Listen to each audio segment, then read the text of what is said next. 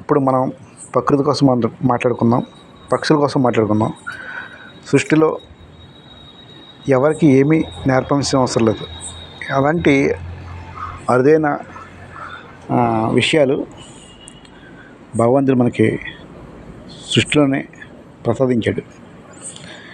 ముఖ్యంగా పక్షుల కోసం మాట్లాడుకోవాలంటే అవి నివసించేందుకు గూళ్ళు కట్టుకుంటే ఆ గూడు అల్లుకునే విధానం చూస్తే మనకి చూడ చక్కగా ముచ్చటేస్తూ ఉంటాయి.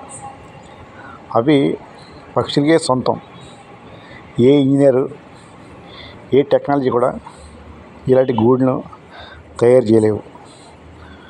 మనం ముఖ్యంగా గ్రామాల్లో వెళ్తే పొలాల గట్ల మీద చెట్లకి గూళ్ళు ఏర్పాటు చేసుకుంటాయి.